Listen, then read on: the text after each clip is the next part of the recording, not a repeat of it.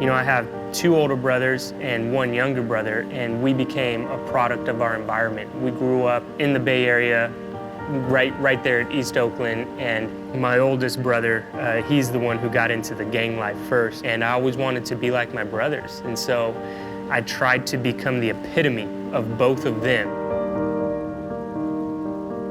We would bring guns to school, we'd bring knives to school, we'd bring chains to school, any form of weapon that we could use to protect ourselves. There was one guy who came up to me and he literally tried to stab me with a pair of scissors. And it made me so upset that I took out a pin and I just stuck it straight through his arm. That was normal. That was okay. This was such a battle for my parents because they wanted to raise us a different way. I went to our rival high school's homecoming dance. And I remember I'm standing there with my date, and all of a sudden this egg hits my jacket. What I remembered was tunnel vision. There was this really little guy who came up and he went to push me, and as he did, I reached out and I grabbed his neck. And I picked him up off the ground with one hand and I began to squeeze as hard as I could. And he pulls out a gun and he sticks the gun right in my face. And I remember in that moment, it was the first time in my life that I actually feared for my life. And I just started to cry out and say, God, I really hope that you're up there. And if there's any way you can get me out of this situation, get me out, because I don't want to die. I got out of that situation. I walk into the living room and I just said, Dad, I'm gonna wind up dead or in prison. I've tried everything that this world has to offer. I'm willing to give God a shot.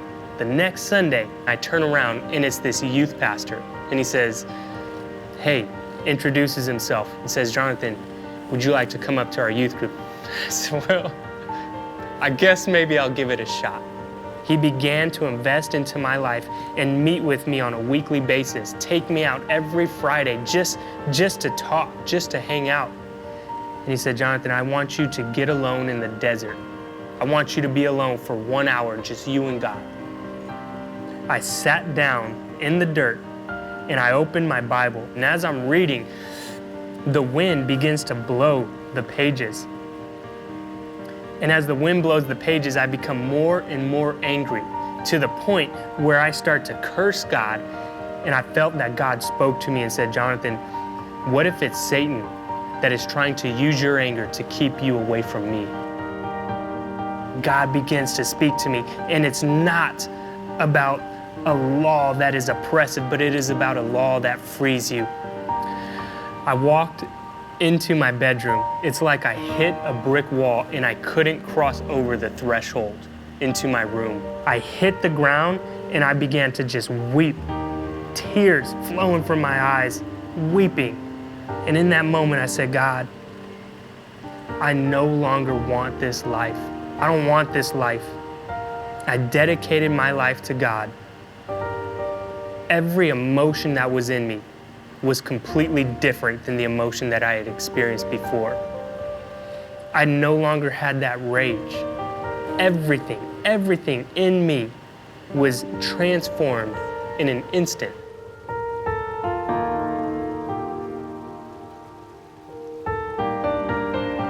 It was such a drastic transformation that the school actually said, if you would be willing to tell your story and be willing to tell how your life was transformed, we will hold an assembly. There are 3,500 students at our school, and it's a public school. I looked out at everybody and I said, you know my life. You know the life that I have lived.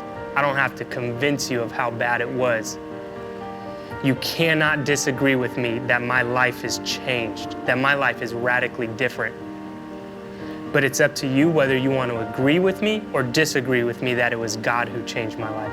But I just said, if anybody here in our school wants to know how God can change your life, I want you to come forward right now. And 200 students came forward, and I jumped off that stage and began to lay hands on students and just say, I want to pray with you. Oh my gosh, I'm telling you, that's not the person I used to be. It is for freedom that Christ has set you free. So stand firm then and no longer be burdened by the yoke of slavery. That is what God has done in my life.